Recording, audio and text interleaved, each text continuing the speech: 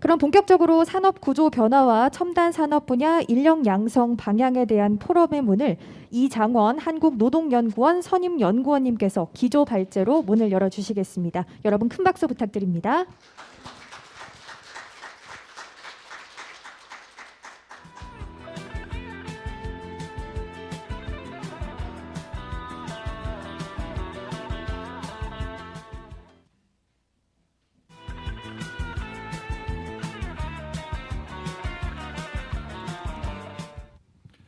예, 제가 마스크를 벗겠습니다. 마스크를 쓰는 게 낫다고들 다 그러는데 이 말을 하려니까 갑갑해서 잠깐 벗고 진행하도록 하겠습니다. 벗는 게 나은가요? 쓰는 게 나은가요?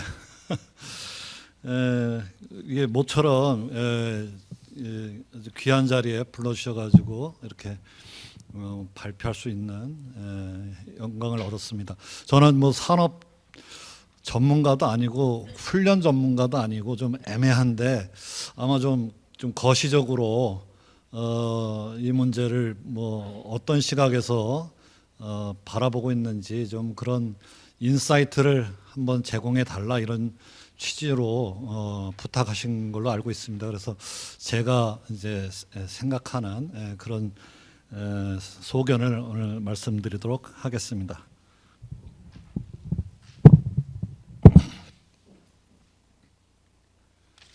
그 다들 뭐 아시는 것처럼 이미 이 데이터도 좀 지난 거지만은 산업연구원의 조철 박사님이 몇 년 전에 분석하신 걸로도 이미 우리는 최근 10여 년 동안 이제 우리가 생각했던 주력 산업의 경쟁력이 한계에 왔다. 그래서 뭐 여러 가지 그 성장이나 수출 이런 지표를 보더라도 예전 그런 산업 이걸 가지고서 계속 가기에는 이미 이제 구조적인 한계에 왔다. 그리고 최근에는 뭐 다들 아시는 것처럼 우리도 깜짝 놀랄 정도로 제가 뭐 들은 바로도 계속 지금 수출도 지금 그 적자 우리가 수출이 그 무역 수지가 적자 나고 막 수출이 줄어들고 이런 게 옛날 얘기인 것 같은데 다시 이런 일이 계속 벌어지고 있으니까 저도 좀 당혹스러울 정도로 이게 빨리 우리가 준비를 하지 않으면 안 되겠구나 이런 위기감이 우리 산업에 지금 분명히 지금 나타나고 있는 것 같습니다. 그래서 오늘 말씀하시는 것처럼 새로운 신산업, 뭐 어떤 첨단 산업 경쟁력을 갖추는 게 중요할 것 같다 이런 생각을 하고 있습니다. 근데 이제 산업만이 아니고 저희가 노동 생산성 측면에서 보더라도 뭐 노동연구원을 필두로 많은 이제 연구자들이 정책적으로는 일터 현장에서 생산성, 어떤 혁신 능력 이게 얼마나 되는가 이걸 이제 일터 혁신이라는 개념으로 계속 관찰해 오고 연구해 왔는데 뭐 이 국제적인 비교로 보더라도 뭐 해당 어떤 특정 산업에서 우리의 그런 그 일터의 그 역량, 생산성은 상당히 낮은 편이다. 즉 효율적으로 일하는 방식이 아직 우리는 그 충분히 성숙되지 못한 그런 이제 현실에 있다. 이 얘기는 여러 가지가 있겠지만은 어떤 그런 거 자본을 투입해서 시설이나 어떤 그런 자본재적인 투자를 해가지고서 경쟁력을 이끌어왔던 그런 측면이 크기 때문에 우리 현장 인력에 대한 그런 기대나 역할에 대해서 크게 우리가 주목하지 않았던 그런 그런 우리의 어떤 그런 미비점이 결국은 이런 혁신 역량이 현장에서 떨어진다. 이런 계속 이런 현상이 나타난 걸로 저희는 이제 보고 있습니다. 그래서 이제 이 부분을 고쳐 나가려면은 뭐 여러 가지가 있지만 특히 가장 중요한 게 오늘 핵심적인 또 주제인 그런 직업 능력 향상, 교육 훈련 이거를 어떻게 우리가 강화해 나가야 되는가가 뭐 가장 저는 중요한 문제라고 생각을 하고 있습니다. 비단 그 생산성 올리는 그런 그 과업 이것만 중요한 것이 아니라 최근에는 결국은 이 디지털 대전환에 어떻게 대응할 것인지, 그리고 이제 우리는 이제 과거 전통적인 일하는 방식의 업그레이드 필요하지만은 새로운 디지털 그런 그 대전환에 맞춰서 또 어떻게 점프를 해야 되는지, 이런 또 이중에 그런 그 숙제가 지금 우리에게 지금 다가와 있습니다. 많이들 아시겠지만 디지털 대전환해서 이게 뭐 예전에도 쭉 해왔던 거 아니야? 뭐 자동화도 계속 해왔고 하지만은 지금은 산업에 있어서 우리가 생각하지 못했던 그런 좋은 측면이든 나쁜 측면이든 파괴적인 혁신이 일어나고 있고, 우리가 생각하지 못했던 제품들이 나타나고, 또 과거에 우리가 경쟁력 있다고 생각했던 제품들은 시장 수요가 급격히 줄고, 이런 것이 크게 보면은 디지털 대전환의 어떤 그런 그 전환 과정에서 나타나는 그런 현상들이다, 이렇게 볼 수 있겠습니다.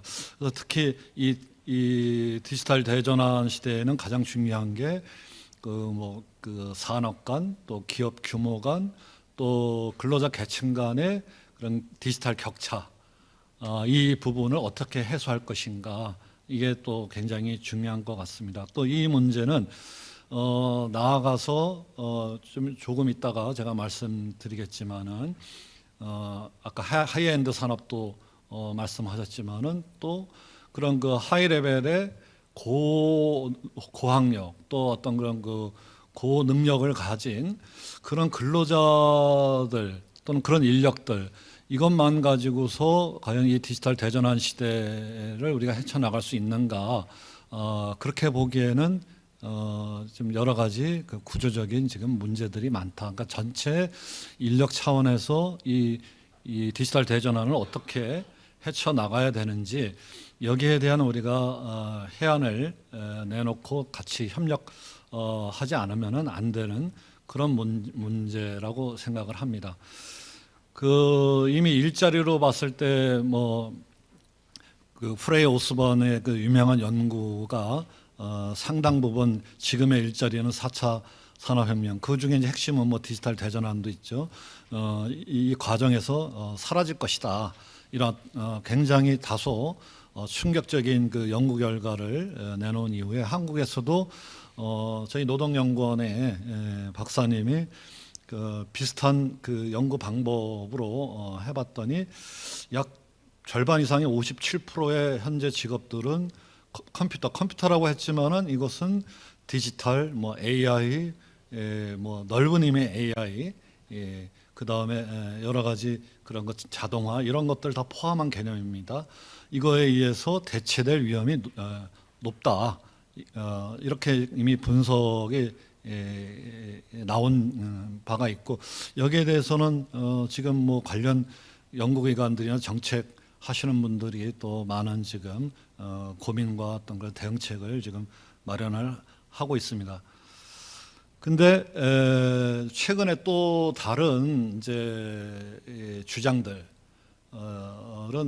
저는 이 주장들이 상당히 현실성이 높다라고 생각하는데, 어떤 직업이나 어떤 직종이 이 디지털화 또는 뭐 어떤 첨단 산업의 어떤 그 육성에 따라서 없어진다, 그리고 또 새로운 어떤 직업들이 나타난다, 이렇게 소멸과 어떤 대체로 이해하는 거는 너무 단편적이다. 또 어떤 측면에서 보면은 현상을 너무 극단적인 방식으로 해석하는 거고, 현실에서는 상당 부분 또는 대부분의 그런 그 직무들, 우리가 하고 있는 일들이 자동화되거나, 뭐 여기서 자동화는 굉장히 넓은 의미입니다. 뭐 로봇이나 AI나 뭐 등등등 다 포함한 이런 자동화되거나 이렇게 되는 추세는, 이거는 뭐 맞는 거다. 그리고 이건 어쩔 수 없는 거다. 하지만은 그 일을 하던 분들이 갑자기 뭐 없어지거나 실직을 하거나 필요 없어지는 뭐 이런 경우보다는, 하던 일 중에 일부가 AI 또는 로봇이나 이런 그 자동화된 어떤 과정 속에서 해결되고 사람은 그에 대응해 가지고서 그 이전에 생각하지 않았던 또는 이전에는 별로 신경 쓰지 않았던 보다 부가가치 높은 연관 노동을 하는 쪽으로 조합이 일어나는 방식으로 지금 이 전환을 이해해야 된다. 그러니까 없어지거나 새로 생긴다 이런 오로와 나싱 이런 방식이 아니고 그 해당 어떤 그 직무의 어떤 변화 이거를 보다 우리가 면밀하게 관찰을 해야 된다 해서 그런 취지로 올해 이제 MIT에서 이 두 분이 이름은 다소 어렵습니다.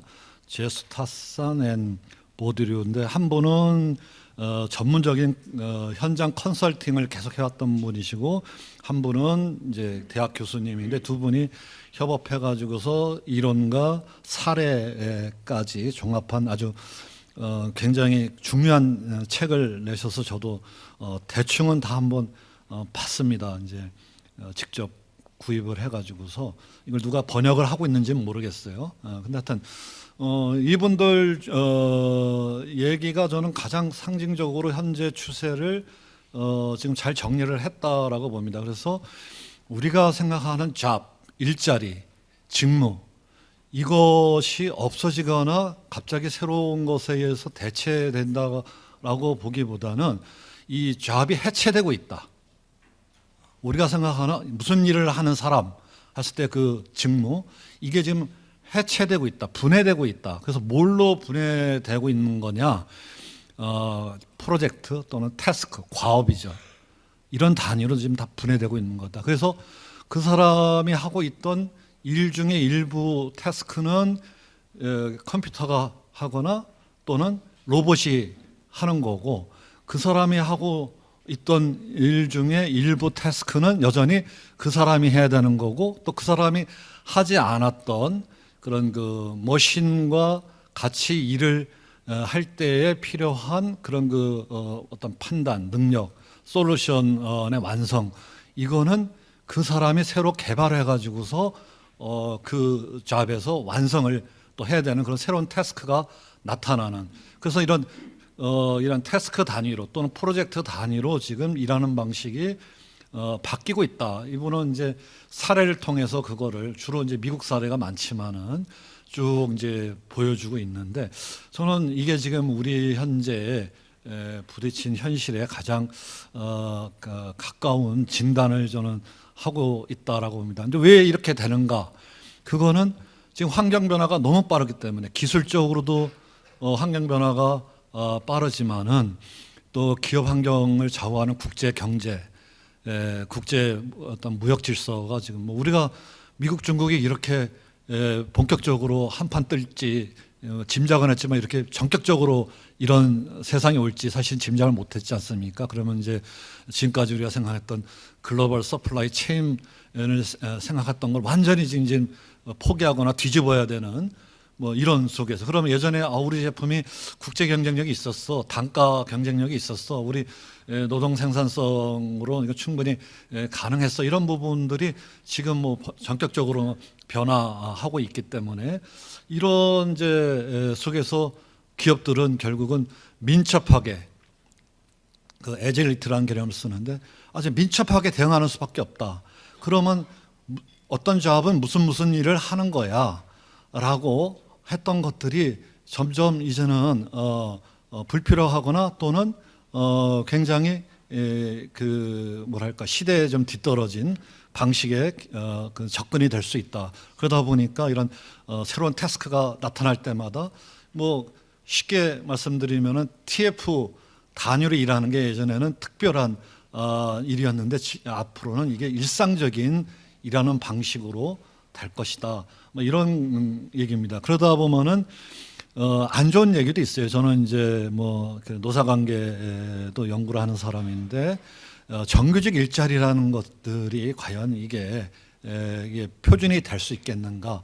그래서 이분들은 플랫폼 노동이라는 게 지금 뭐 택배만 생각하는데 앞으로는 기존 우리가 알고 있던 그런 그 주요 산업에 있어서도 어쩔 수 없이 플랫폼 노동 방식이 점점 중요해질 수밖에 없다. 어떤 방식으로 사람들이 모여서 일하고 그게 끝나면은 또 다른 프로젝트에 또 들어가서 일을 하고 그래서 또 내부 인력만으로 그게 안 되면은 외부에서 단기적으로 일할 수 있는 그런 특별한 재능을 가진 인력들을 또 충원해서 또 쓸 수밖에 없고 이런 이제 플랫폼 방식의 노동이 점점 확산될 수밖에 없다라는 게 이분들의 진단이고 나아가서 그랬을 때에 뭐 노조들은 어떻게 해야 되는가?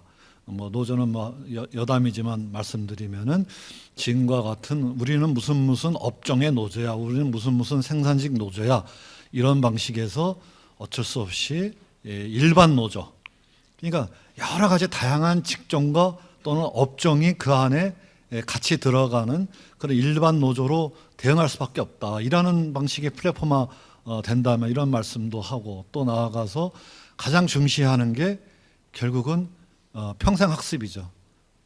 직업교육 훈련.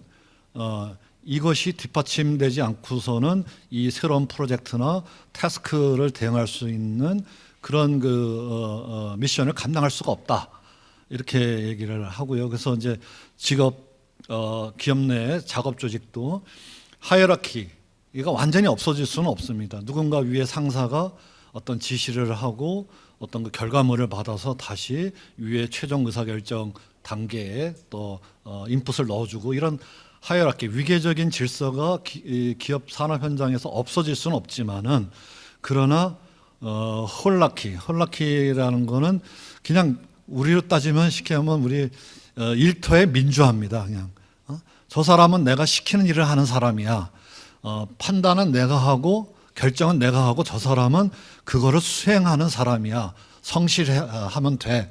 이런 방식이 아니고 누구나 다 아이디어를 내야만 되고 또 젊은 사람의 아이디어가 나이 든 사람의 아이디어보다도 훨씬 중요하다면은 그거를 채택해야 되고 이런 어떤 자율적인 업무 조직으로 지금 바뀌고 있기 때문에 이 두 가지를 조화를 해야 되고 뭐 일하는 사람들끼리는 협업을 해야 되는 거죠. 사실은 그러니까 상사와 부하가 협업을 해야 되는 그런 방식으로 가야 된다.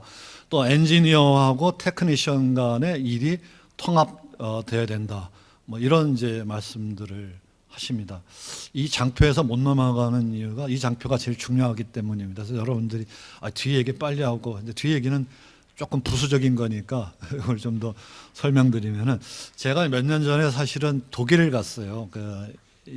독일이 4차 산업혁명을 제일 열심히 한다고 해서 좀 장기간에 걸쳐서 독일을 직접 현장을 관찰을 하고 조사할 수 있는 그런 기회를 얻었었는데 거기에 이제 그 산업용 절삭공고라는 거 산업용은 뭐 항공서부터 어떤 그 최첨단의 그런 그 금속성 재질을 자르고 깎고 마모하는 굉장히 중요한 정밀 산업입니다. 그러니까 말이 절삭공고지 절삭이라는 게 우리가 생각하는 그런 게 아니고 완전히 세계적인 그런 그 히든 챔피언인데 한국의 YG1이라고 하는 회사하고 자매 관계로 그 일을 하는데 YG1은 이제 한국에서 들어보셨겠지만 굉장히 우량 중견 기업입니다. 그리고 거기에는 이제 그 워렌 버핏인가요? 누가 이제 많은 투자를 지금 하고 있고 굉장히 중요한 분야인데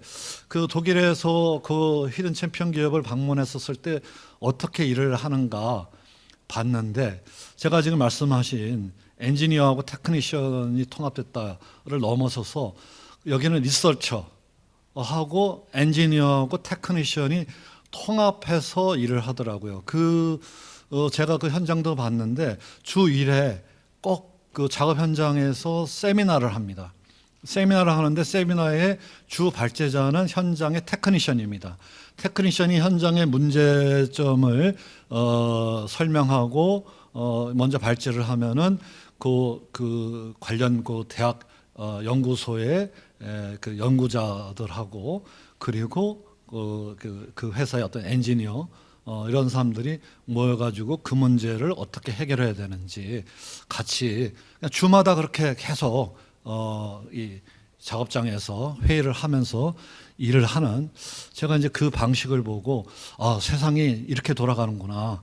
그리고 그거를 대량 생산하는 거는 자기네들은 YG1에도 디지털로 그 기술을 주고 YG1에서 생산하고 글로벌 생산을 하게끔 리딩하는 역할을 하는 거지, 여기서 우리가 많은 워커들을 데리고 이거를 독점 생산할 생각이 없고, 우리는 리딩하는데 지금 주목적이 있다. 이 분야에서 리딩하는 게 우리의 미션이다. 이제 그런 얘기를 한 적이 있고요. 또 잘 아시는 BMW 공장을 한번 이제 또 가봤어요. BMW가 아마 독일 자동차 3사 중에서 가장 자동화가 많이 된 이제 브랜드입니다.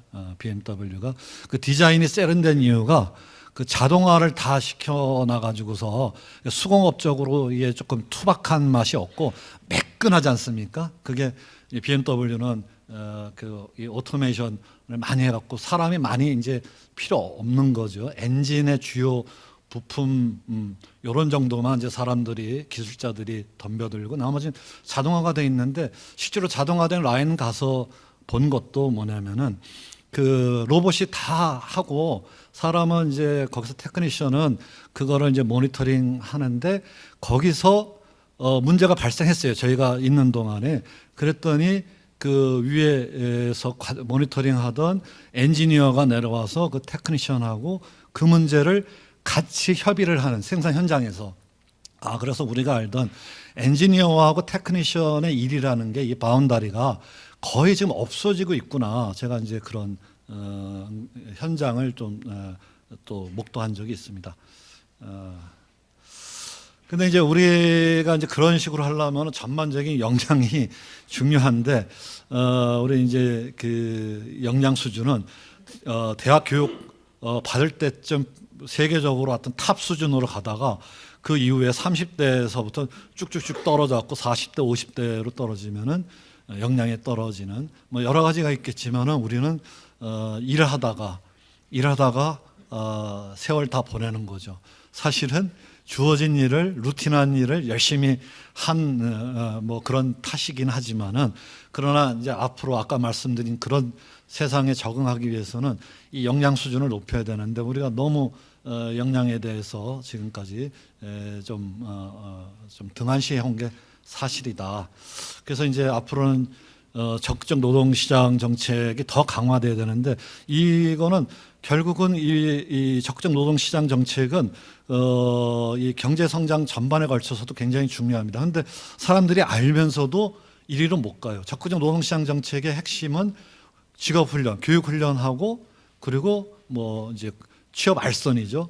근데 이제 취업 알선은 뭐 지금 우리처럼 이렇게 노동시장이 굉장히 정형화되어 있고 작은 그 노동시장, 우리는 완전히 통합돼 있지 않습니까? 뭐 지역별로 완전히 뭐 나눠져 있고 뭐 이러기보다는 상당히 동질적인 노동시장이라고 볼 수 있는데, 다만 이제 이중 구조에 따른 1차 노동시장, 2차 노동시장 차이는 있지만은, 근데 하여튼 알면서도 이런 적정 노동시장 정책을 우리가 못하는 거는, 당장 뭐 해고되고 실업자가 나오고 코로나 위기가 오고 하면은 거기에다가 지금 뭐 지원금을 준다든지, 또 그 실업급여를 또 연장한다든지, 이렇게 해가지고서 먹고 살 수 있게끔 막는 게 중요하다 보니까, 일반적인 사회적 보호 정책하고 노동시장 정책하고 우리가 지금 구분을 제대로 지금 못하고 있는, 아직까지는 이게 구분이 돼야 되는데,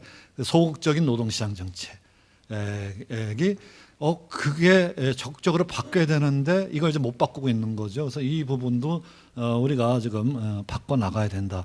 그리고 이거는 역량 증진이라는 거는 이미 전 세계가 최근에 이 경제 위기를 타파하기 위해서는 이 길밖에 없다. 그래서 이런 그 역량 조성의 필요성은 결국은 포용적인